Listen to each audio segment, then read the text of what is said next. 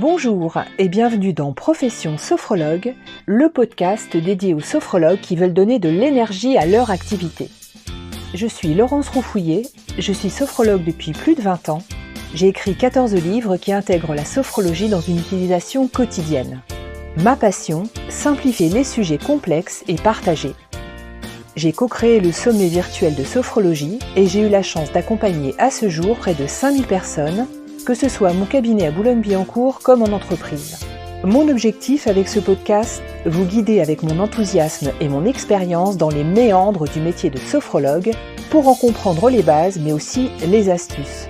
Alors, êtes-vous prêt ou prête à prendre une bonne dose d'énergie ? C'est parti ! Bonjour et bienvenue dans cet épisode numéro 13 de Profession Sophrologue.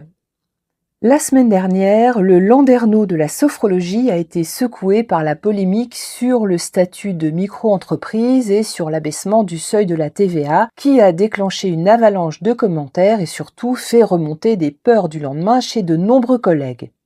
Alors depuis, le gouvernement a opéré sur ce sujet un rétropédalage, mais visiblement c'est sans doute reculé pour mieux sauter. Toujours est-il qu'au détour d'un échange sur Facebook et d'un commentaire sur le plafond de verre, c'est-à-dire la limite que certains se mettent de ne pas faire un chiffre d'affaires trop important pour ne pas être assujetti à la TVA, j'ai fait remarquer que je trouvais plus intéressant d'avoir un chiffre d'affaires supérieur plutôt que d'essayer de baisser le curseur. Et j'ai partagé le fait que depuis fort longtemps, mon chiffre d'affaires était supérieur aux 37 500 € autorisés pour la micro-entreprise et pour ne pas être assujetti à la TVA. Une collègue m'a donc fait remarquer que j'avais de la chance. Ce à quoi j'ai répondu que ça n'était pas de la chance, mais que c'était du travail. Alors au moment où je m'apprêtais justement à peaufiner la chronique de ce 13e épisode, je me suis dit que c'était l'occasion rêvée de vous parler de la chance. Qu'est-ce que c'est que la chance ?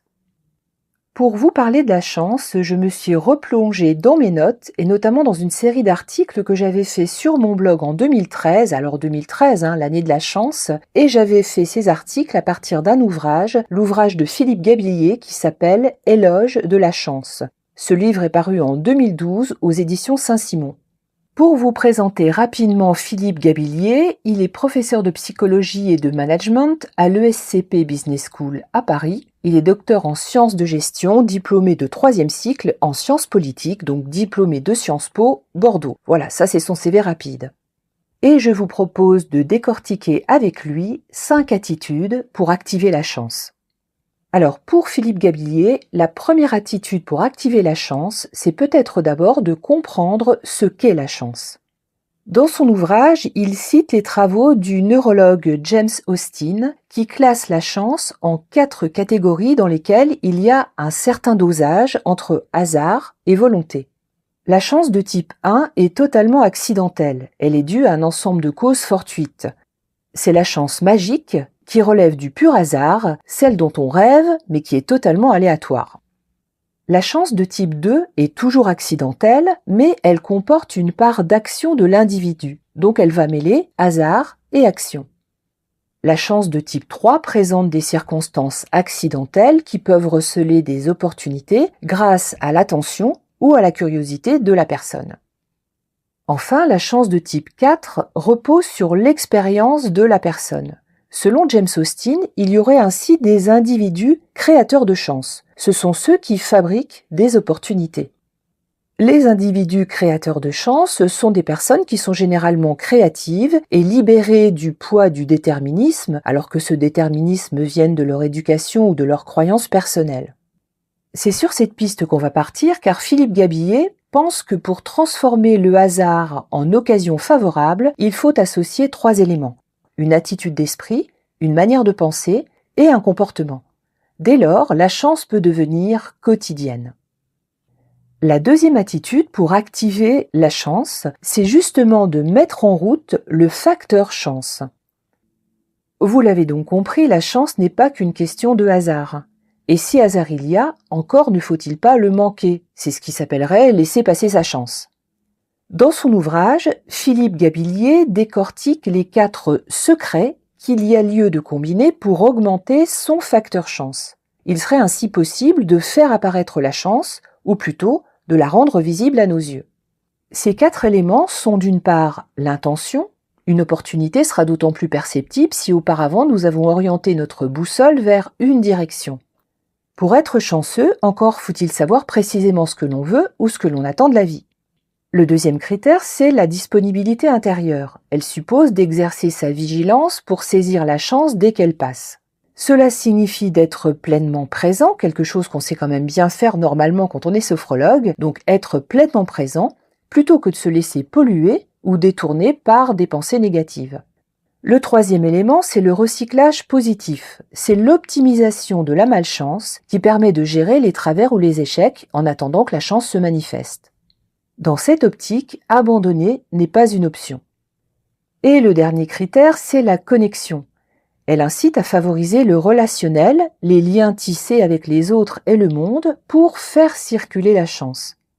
Ça s'appuie notamment sur le fait d'avoir et d'entretenir un réseau, et sur ce sujet, je vous en ai parlé notamment la semaine dernière dans l'épisode 12, mais le réseau, c'est un sujet sur lequel je reviendrai. Je vais donc vous proposer de détailler surtout les 3 premiers critères. Donc, la troisième attitude pour activer la chance, c'est de clarifier son intention. Pour avoir la chance de donner corps à ses rêves, il convient de préciser son intention. C'est ce qui fait la différence entre une simple envie que l'on met vite de côté au premier écueil et un projet de fond qui mobilisera notre énergie sur le long terme. Si l'intention positive est soutenue, la chance peut devenir durable. En clarifiant notre intention, notre cerveau peut se transformer en véritable tête chercheuse mentale. Nous serons dès lors plus facilement attirés ou sensibles aux opportunités et pistes qui nourrissent notre projet ou qui vont dans notre sens. L'intention positive, c'est une forme de programmation qui s'appuie sur le désir profond de quelqu'un et lui donne une direction qui prendra ensuite des aspects et des actions plus concrets. Alors il peut être intéressant d'établir au préalable un brainstorming qui fasse émerger les éléments du désir. Et pour cela, Philippe Gabillier propose 3 pistes. Se mettre dès aujourd'hui à la recherche de son désir fondamental, c'est-à-dire être à l'écoute de soi, parce que cela permet de laisser émerger ce qui nous fait vibrer, ce qui nous fait nous sentir vivants et désirants, indépendamment des modèles sociaux auxquels on croit adhérer. La deuxième piste qu'il suggère, c'est d'élaborer des attentes précises.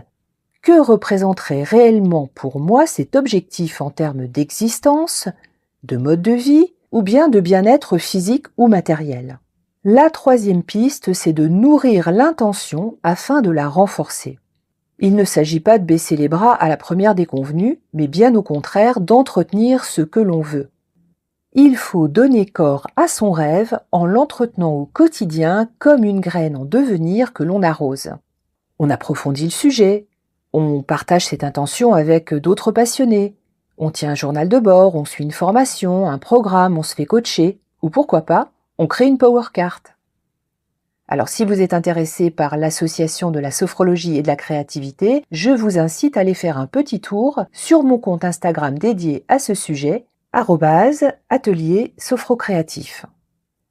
Pour ma part, je considère que ces 3 pistes de travail sont particulièrement accessibles aux techniques de sophrologie, que ce soit par l'utilisation de la visualisation ou le vécu de perceptions et d'émotions positives. Ces sensations bénéfiques peuvent être stimulées par la pratique de la sophrologie qui agit sur nos ressorts profonds et notre conscience. Dopés par ce qu'ils perçoivent, le corps comme le mental se trouvent alors préparés à ce qu'ils cherchent. La 4e attitude, c'est de se mettre en état de disponibilité. Il serait quand même dommage de laisser passer sa chance faute de l'avoir vue. Comme le précise Philippe Gabillier dans son ouvrage, cette préparation à la chance est essentiellement intérieure. L'intention consciente se double alors d'une attention consciente qu'il nomme également disponibilité intérieure. Elle est aussi bien mentale, intellectuelle, émotionnelle qu'affective. À la différence de la concentration qui est une focalisation sur un point précis, l'attention suppose une ouverture, un regard élargi qui va aider à capter les signes ou percevoir les opportunités favorables. On qualifie alors de sérendipité toutes les découvertes inattendues faites grâce au hasard et à l'intelligence. Philippe Gabillier préconise 3 attitudes pour entretenir sa disponibilité intérieure. Pratiquer l'ouverture consciente et exercer sa curiosité toutes les fois où cela est possible, Préparer le terrain de l'intuition juste, c'est-à-dire dans des domaines où l'on a des connaissances, de peur de prendre ses rêves pour des réalités. Et enfin, savoir se déconnecter pour favoriser l'éveil par la méditation, la relaxation, la rêverie, les exercices de pleine conscience, la sophrologie bien évidemment aussi, pour recharger son potentiel d'attention. Enfin, la 5e attitude pour activer la chance, c'est de gérer aussi l'échec. Lorsque nous sommes confrontés à un coup de malchance, il nous faut faire aussi la part des choses entre ce qui relève du hasard, auquel nous ne pouvons rien, et ce qui nous appartient et qui peut potentiellement être modifié. On développe alors sa résilience et on est à même de mettre en place ce que notre auteur appelle un rebond positif, c'est-à-dire qu'on transforme le mauvais sort en bonne fortune. L'histoire des sciences, ou même l'histoire en général, regorge d'occasions ratées qui se sont révélées ultérieurement de véritables catalyseurs de chance. Ça peut être un rendez-vous annulé qui confronte à la rencontre avec un autre interlocuteur, ou bien une expérience qui a échoué et qui amène à une autre découverte. Cela suppose d'entretenir constamment optimisme et confiance, toute qualité qui nous quitte dès qu'on se croit malchanceux. Finalement, la malchance, c'est aussi une croyance. Donc, y croire quand même, au-delà des échecs, c'est continuer à avancer en pratiquant le recyclage positif. Pour ce recyclage positif, Philippe Gabillier nous propose à nouveau 3 pistes d'action. La première, c'est de s'entraîner à relativiser les accidents de parcours, digérer, accepter et repartir en ayant compris le sens de ce que l'on a manqué. La deuxième piste d'action, c'est de se poser la bonne question. Qu'est-ce que je vais pouvoir faire de cette malchance ? Lui trouver du positif pour soi, pour les autres, pour un autre domaine de vie éventuellement. Tirer des leçons pour la suite. La troisième piste, c'est de relancer la machine à opportunités. La chance ne se développe que dans l'action, que dans le mouvement, que dans l'ouverture. Il faut donc créer les conditions de faire apparaître de nouveaux ingrédients de chance, comme par exemple une rencontre, une information qu'on recueille, un nouveau monde qu'on explore ou bien une demande inattendue que l'on exprime. Voilà, j'espère que cet épisode numéro 13 vous aura donné l'envie et l'énergie de travailler sur votre chance. La chance, ça n'est pas de la magie, je le répète à nouveau, la magie, elle est en vous. Je vous invite d'ailleurs à accompagner ce parcours d'un outil quotidien, tenir un carnet de chance. Vous pourrez y noter vos intentions, vos objectifs, vos étapes dépassées et surtout vos réussites. Je vous donne rendez-vous jeudi prochain, le 20 février, pour notre prochain workshop « Je travaille ma posture de sophrologue ». Si vous voulez découvrir les finesses de la relation avec votre client, les moments où vous pouvez vous trouver bloqué dans des demandes auxquelles vous ne pourrez pas répondre ou bien des questions pièges, tout ce qui touche à l'alliance, à la confiance, au cadre, à la sécurité, à la posture, rendez-vous jeudi 20 février. Pour plus de détails, je vous renvoie à mon compte Instagram @espace du calme. Et d'ici là, je vous souhaite bien évidemment une excellente semaine. Rendez-vous la semaine prochaine pour l'épisode numéro 14. Et voilà, cet épisode touche à sa fin. J'espère qu'il vous a inspiré et donné des idées concrètes pour avancer en confiance dans votre activité de sophrologue. Depuis janvier 2025, j'ai lancé un programme de workshop exclusif spécialement conçu pour vous, sophrologues, qui souhaitez énergiser votre métier.